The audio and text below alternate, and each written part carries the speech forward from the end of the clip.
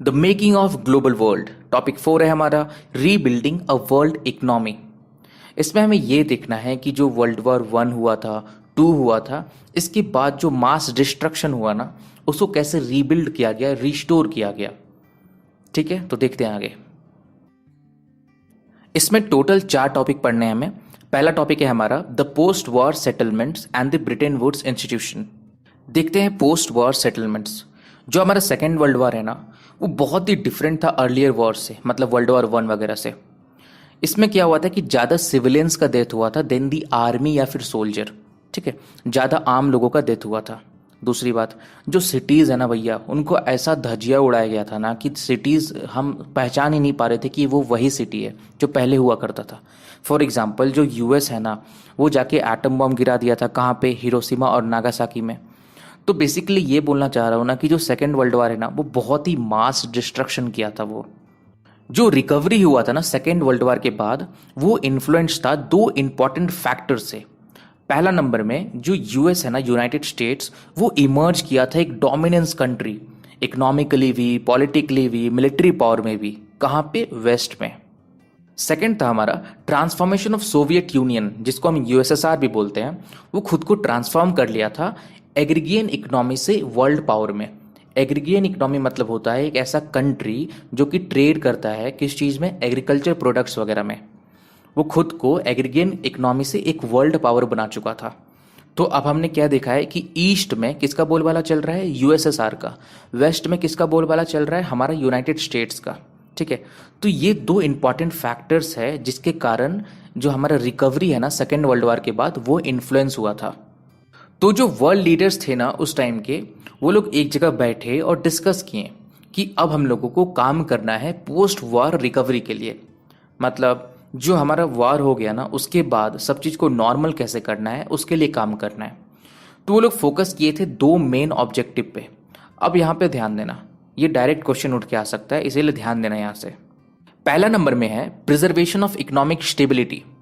अब जो economic stability term है ना, ये इकोनॉमिस्ट के हिसाब से क्या होता है कि मास प्रोडक्शन भी होना चाहिए और मास कंजम्पशन भी होना चाहिए। मतलब बहुत सारा संख्या में प्रोडक्शन भी होना चाहिए और बहुत सारा संख्या में कंजम्पशन भी होना चाहिए।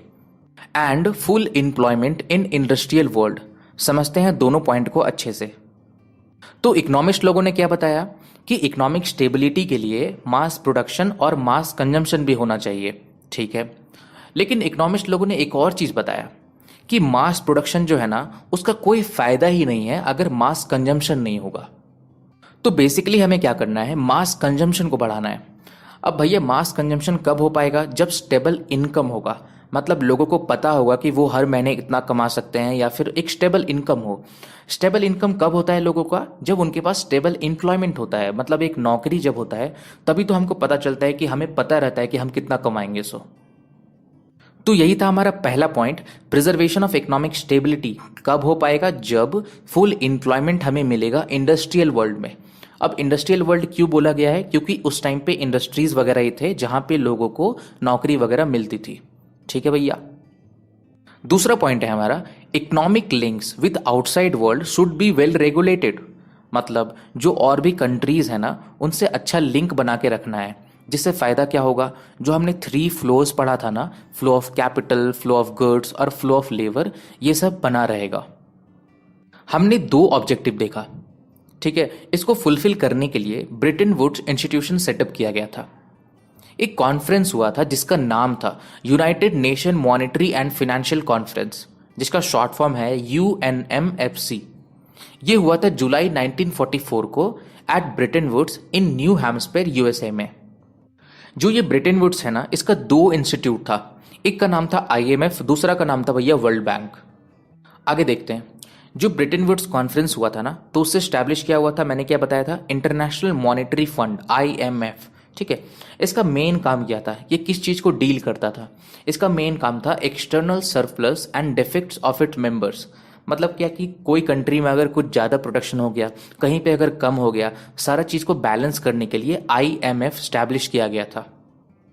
और दूसरा हम देखते हैं the international bank for reconstruction, जिसको प्यार से हम लोग वर्ल्ड बैंक भी बोलते हैं, उसको भी सेटअप किया गया था। इसका मेन काम क्या था? To finance post war reconstruction, मतलब कहीं पे कोई वॉर वगैरह हो गया उसके बाद जो रिकंस्ट्रक्शन करना है ना, रिकवरी करना है ना, उसको फाइनेंस करता था ये वर्ल्ड बैंक। तो आईएमएफ और वर्ल्ड बैंक को हम लोग रेफर कर सकते हैं एज ब्रिटेन वुड्स इंस्टीट्यूशन, क्योंकि दोनों वहीं से आया है। आईएमएफ और वर्ल्ड बैंक जो है ये लोग ऑपरेट करना स्टार्ट किए थे 1947 से। जो आईएमएफ और वर्ल्ड बैंक है ना, उनमें जो डिसीजन होता था ना, उस पे वेस्टर्न इंडस्ट्रियल पावर का बहुत ही ज़्यादा कंट्रोल था। और बात करें तो यूनाइटेड स्टेट्स जो है ना, उसके पास तो वेटो पावर भी था। कोई अगर डिसीजन उनको अच्छा नहीं लगा तो वो लोग डायरेक्ट बना कर सकते हैं। तो ब्रिटेन वुड्स जो सिस्टम था ना, it was based on fixed exchange rate of currencies. बोले तो डॉलर को स्टैंडर्ड माना गया था। कैसे फिक्स किया गया था? $35 पर आउंस ऑफ गोल्ड। और जो जितने करेंसीज थे ना, सारे को लिंक कर दिया गया था डॉलर के हिसाब से। एक एग्जांपल देता हूं, अगर फिक्स एक्सचेंज रेट को फॉलो करते हुए अगर फिक्स कर दिया गया कि भैया $1 होगा 50 रुपया, तो वो चेंज नहीं होने वाला, ठीक है, वो फिक्स हो जाएगा। लेकिन अभी हम देखते हैं कि कभी $1 होता है 65 रुपया, $1 कभी 70 भी चला जाता है, ठीक है, ये तो मतलब चेंज होते रहता है। तो जो अभी हम फॉलो करते हैं ना, उसको बोलते हैं फ्लोटिंग एक्सचेंज रेट। तो बाद में हम यही देखेंगे कि जो फिक्स एक्सचेंज रेट है ना, इसको हटा दिया गया था। और यही था हमारा topic 1। Second topic, the early post war years. जो हमारा ब्रिटेन वुड्स सिस्टम स्टार्ट हुआ था ना, वो उस टाइम पे स्टार्ट हुआ था जब किसी को हवा भी नहीं लग रहा था कि इकोनॉमिक ग्रोथ हो कैसे रहा है। ये स्टार्ट हुआ था वेस्टर्न इंडस्ट्रियल नेशन में और जापान में। 1950 से लेकर के 1970 तक जो वर्ल्ड ट्रेड है ना, वो एनुअली 8% से बढ़ रहा था। और जो इनकम है ना इंडस्ट्रियलाइज्ड कंट्री में, वो लगभग 5% से बढ़ रहा था। तो यही हमें देखने को मिलता है कि 1950 से लेकर 1970 तक एक स्टेबल नेचर का इकोनॉमिक ग्रोथ हो रहा था। टॉपिक 3 है हमारा decolonization and independence. Second world war के 20 साल के आसपास बहुत सारी कंट्रीज जो कॉलोनाइज थे, मतलब जिन पे किसी और कंट्री का कब्जा था, अब वो लोग धीरे धीरे इंडिपेंडेंट हो रहे थे, आज़ाद हो रहे थे और नए नए नेशन बन रहे थे। लेकिन उनके पास जो सबसे बड़ा प्रॉब्लम था वो था इकोनॉमिक ट्रबल। और इकोनॉमिक ट्रबल इसलिए होता है क्योंकि सारे कॉलोनाइज्ड कंट्री के पास एक लॉन्ग हिस्ट्री ऑफ एक्सप्लॉयटेशन होता है। अगर इंडिया में बात करें तो जब अंग्रेज यहाँ से गए थे ना, तो पूरा कंट्री को खोखला करके गए थे।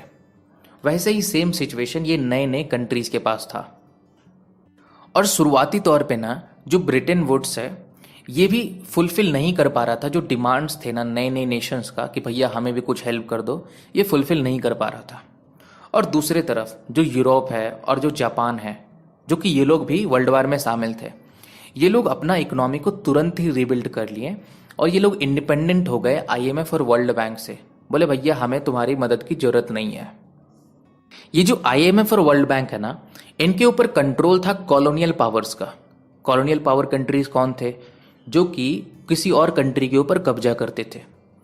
तो ये जो नए नए कंट्रीज जो कि अभी तुरंत इंडिपेंडेंट हुए थे ना, इनको वापस से डर था कि कहीं भैया फिर से ये लोग हमारे ऊपर कब्जा ना कर ले।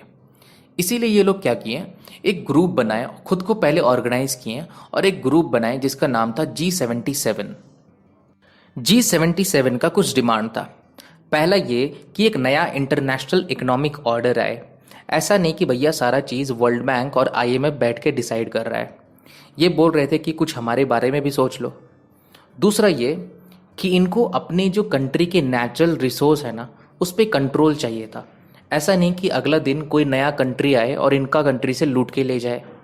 तीसरा, इनको जो है सो डेवलप्ड कंट्रीज़ में मार्केट का एक्सेस चाहिए था ताकि ये सामान वगैरह बेच सके वहाँ पे। तो ये कुछ डिमांड थे G77 के। लास्ट टॉपिक है हमारा end of Bretton Woods and beginning of globalisation.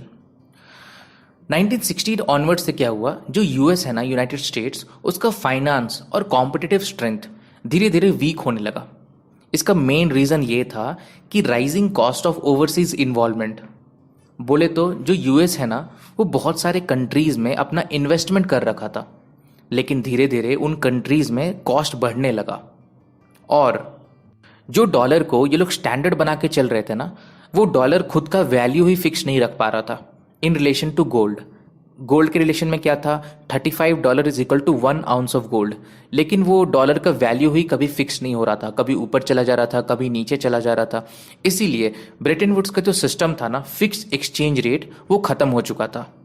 एक नया सिस्टम इमर्ज हुआ जिसका नाम था फ्लोटिंग एक्सचेंज रेट, जो अभी हम लोग यूज़ करते हैं। अभी क्या होता है, $1 कभी 60 रुपया, कभी 63 रुपया, कभी 65, कभी 70 भी चला जाता है।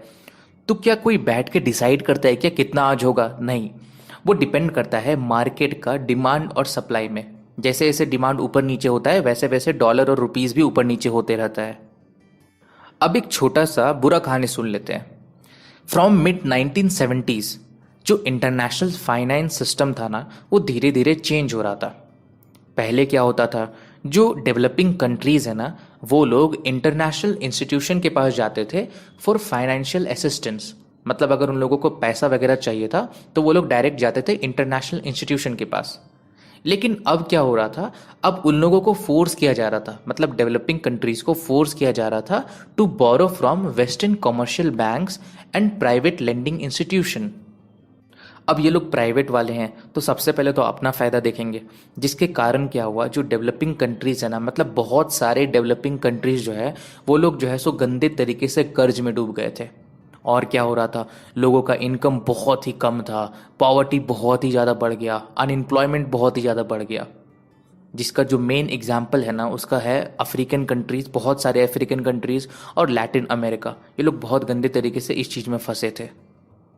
और चाइना के बारे में बात करें तो चाइना जो है ना, वो खुद को अलग कर लिया था वर्ल्ड इकोनॉमी से। कब से पता है, जब उसका रिवॉल्यूशन हुआ था ना 1949 का, उसके बाद से वो खुद को अलग कर लिया था। और फिर चाइना जो है ना, वो गंदे तरीके से बाउंस बैक किया। बाउंस बैक मतलब, यार बाउंस बैक ना वो विवेक बिंद्रा सर है ना, मोटिवेशनल स्पीकर, वो यूज़ करते हैं। बाउंस बैक मतलब जो मुझे समझ में आता है कि खूब सारे एनर्जी के साथ वापस आना। वैसे ही चाइना जो है ना, वो एक स्ट्रांग इकोनॉमी के तौर पे वापस आया था। इसका मेन रीज़न था, कुछ नए नए इकोनॉमिक पॉलिसीज लाया था चाइना। दूसरा, वहाँ पे बहुत ही लो वेजेस था। और क्या हुआ, कोलैप्स हुआ सोवियत यूनियन का बहुत सारे ईस्टर्न यूरोपियन कंट्रीज़ में। जिससे क्या हुआ, बहुत सारे कंट्रीज़ जो है ना, वो लोग आज़ाद हो गए, मतलब इंडिपेंडेंट हो गए, और वो लोग वर्ल्ड इकोनॉमी में शामिल हुए।